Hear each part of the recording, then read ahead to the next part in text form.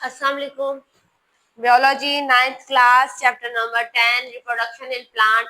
आज हम artificial propagation करेंगे कि कैसे एक इंसान जो है वो कैसे न्यू प्लांट प्रोड्यूस कर सकता है पौधे के ही वेजिटेटिव पार्ट को यूज करके। आर्टिफिशियल प्रोपागेशन एक ऐसा मेथड है जिसमें जो इंसान है वो एक नया पौधा बनाता है पौधे के वेजिटेटिव पार्ट को यूज करके। वेजिटेटिव पार्ट वो जो पौधे का ग्रो कर रहा है, जैसे कि उसकी रूट्स ग्रो करती हैं, उसकी स्टेम्स और उसके लीव्स। आप कैसे लीव्स को, स्टेम्स को, रूट को इस्तेमाल करके एक नया पौधा ग्रो करवा सकते हो। वो टेक्निक्स जिसके थ्रू आप इनकी ग्रोथ करवाएंगे वो है कटिंग, ग्राफ्टिंग और टिश्यू कल्चर। ये यूज किया जाता है ताकि आपको अगर एक ऐसा पौधा पसंद है जिसका एक करैक्टर पसंद है और दूसरा पौधा जिसका दूसरा करैक्टर पसंद है, दोनों को कंबाइन करके एक ऐसा पौधा बना दो जिसमें दोनों खूबियां पाई जाएं। ठीक है। एक कॉटन है जो आपको ज्यादा प्रोडक्शन दे रही है, ज्यादा क्रॉप है, कॉटन का एक दरख्त है, सॉरी वो प्लांट है बच्चे, और उसके ऊपर बहुत सारी कॉटन है लेकिन उसका साइज छोटा है। एक कॉटन का पौधा बहुत बड़ा है लेकिन उसके ऊपर कपास नहीं है। अब आप चाह रहे हो कि प्रोडक्शन भी अच्छी हो, कॉटन भी ज्यादा मिले, हाइट भी अच्छी मिले, तो ऐसा करो दोनों को मिला दो आपस में। तो अब आपके पास जो तीसरा पौधा आएगा उसकी हाइट भी अच्छी होगी और उससे आपको अच्छी ग्रोथ, क्या कहते हैं, प्रोडक्शन मिलेगा। या फिर एक पौधा ऐसा है जो बहुत सारे आपको प्रोडक्शन दे रहा है और एक पौधा ऐसा है जो अपने ऊपर किसी बीमारी को नहीं आने दे रहा। ठीक है, अपने आप को बीमारियों से बचा रहा है। तो आप दोनों पौधों को आपस में कंबाइन करके एक नया पौधा बना सकोगे। अब उसमें ना कोई बीमारी आएगी और ना ही उसकी प्रोडक्शन भी अच्छी आएगी। ठीक है, आज हम इस मेथड को डिस्कस करते हैं। सबसे पहले कटिंग। इन सम प्लांट, कुछ पौधे ऐसे हैं जिसमें आप उसकी स्टेम, उसका तना या उसकी रूट को कट करके एक नया पौधा बना सकते हो। Such a piece, define underline करो, पीस ऑफ स्टेम और root that are cut from a plant. किसी भी पौधे की स्टेम या उसकी रूट जो आप कट करते हो उस पौधे से और उसे इस्तेमाल करते हो नया पौधा लगाने के लिए, इसे कटिंग कहा जाता है। ठीक है।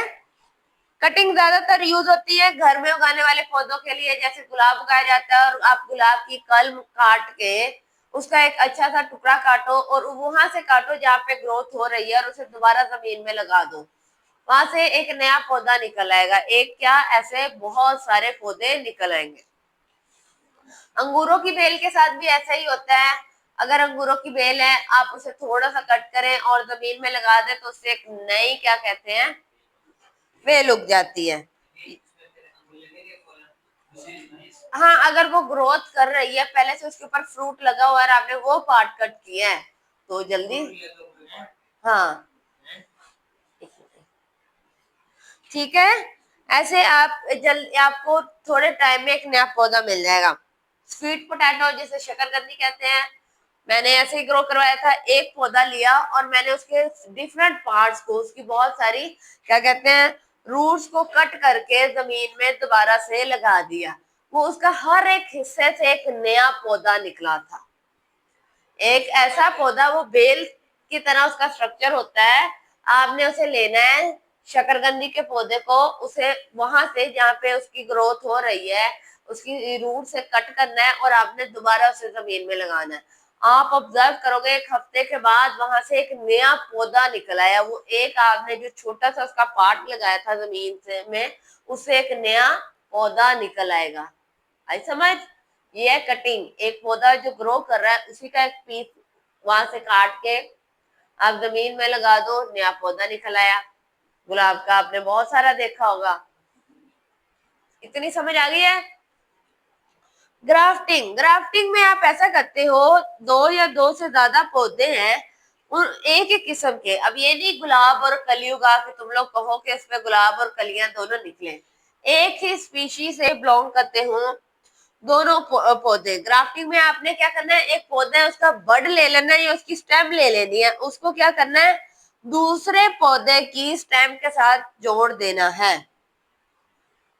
आज आपने ऐसा करना है, घर जाके आपके घर एक ऐसा पौधा जो दोनों एक ही स्पीशीज से है, रोज हो गया या जो भी पौधा लेना, आधा उसे कट करना और आधा उसे उसे आपस में जोड़ देना और उसके लिए टेप लगा देना, ठीक है। और उसे देखना कि कुछ दिनों बाद वो क्या ग्रोथ देता है आपको। दोनों एक ही स्पीशीज से बिलोंग करें।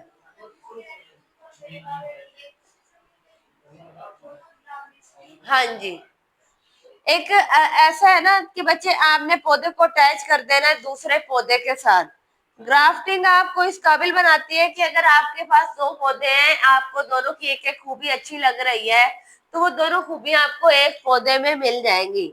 ये मेथड हम यूज करते हैं कमर्शियल फ्रूट के लिए, जैसे कि बादाम के लिए या चेरीज के लिए, ठीक है। और बहुत सारे ऑर्नामेंटल ट्रीज के लिए। ऑर्नामेंटल ट्रीज कौन से कहलाते हैं? जो खूबसूरती के लिए लगाए जाते हैं उन्हें ऑर्नामेंटल कहते हैं। ना सिर्फ ट्रीज बल्कि उनकी श्रब्स के लिए भी। दोबारा बताती हूँ, इंसानों के हाथ खुद से लगाया गया एक नया पौधा, पौधे के वेजिटेटिव पार्ट को यूज करके, ताकि आपको जो खूबी चाहिए वो आपको नए पौधे में मिल सके। कटिंग क्या है? कटिंग में आपने पौधे का एक हिस्सा वो जो ग्रो कर रहा है उसकी स्टेम या उसकी रूट काट के जमीन में लगा देनी है, आपको नया पौधा मिलेगा। वो देखो, वो एक मैंने पत्ता बनाया है, पूरा प्लांट है। प्लांट का आपने वो ऊपर वाला हिस्सा जहाँ से ग्रोथ हो रही है काट दिया, काटने के बाद आपने जमीन में लगाया और आपको नया पौधा मिल जाएगा, ठीक है। ग्राफ्टिंग में क्या होता है? दो पौधे या दो से ज्यादा उसके हिस्से आपस में जोड़ दो और एक प्लांट बना दो।